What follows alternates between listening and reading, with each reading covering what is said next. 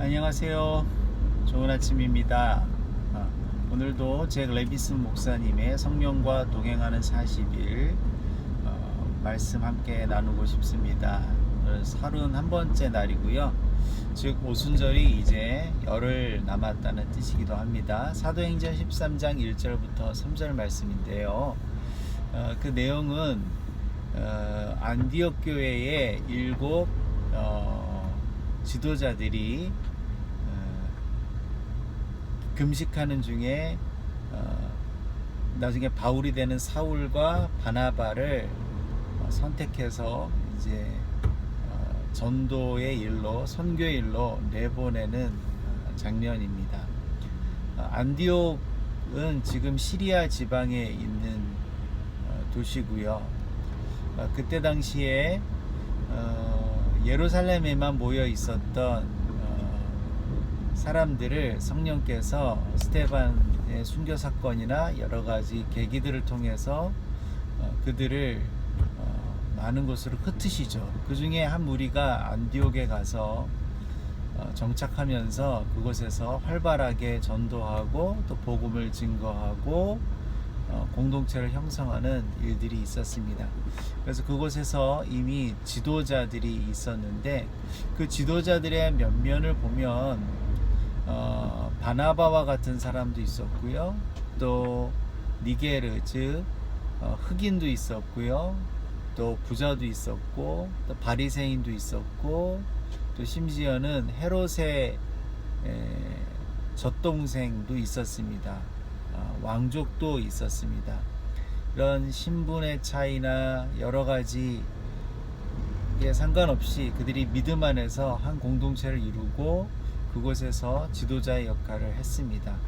그런데 오늘 13장 이 말씀을 보면 하나님께서 그 7명의 지도자들에게 예배하고 금식하게 하셨어요.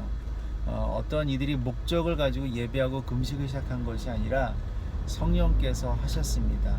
보통 우리가 교회에서 우리 뭐 해야 돼 하면서 우리 금식하자, 우리 예배하자, 우리 집회하자 그러잖아요. 그것이 아니라 이들은 그저 성령의 감동에 이끌려서 순수하게 예배하고 금식하였습니다. 그때 성령께서 이들에게 임하셔서 이들 모두에게 하신 말씀이 사울과 바나바를 구별하여서 이들을 복음 증거하는 자로 내보내라, 파송하여라 라는 것이었습니다.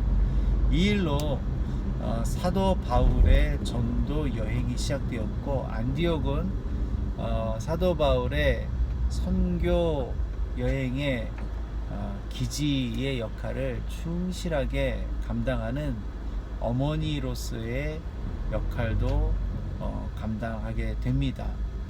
이 안디옥 교회가 참 멋있습니다. 나중에 교회가 서방교회, 동방교회로 나눠지잖아요.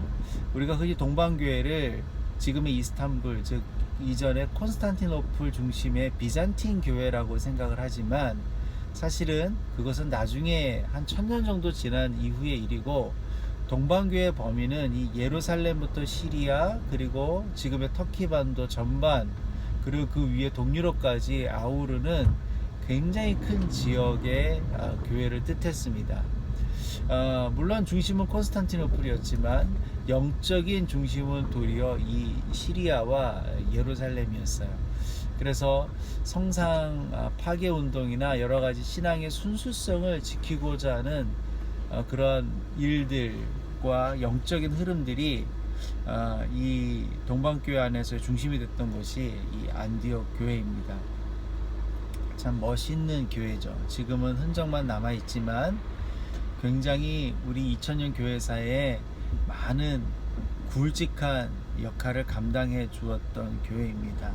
그런 일들의 시작이 아무 의도 없이 예배하고 금식하는 데에서부터 시작되었다는 것, 그것을 오늘 우리가 다시 한번 기억했으면 좋겠습니다.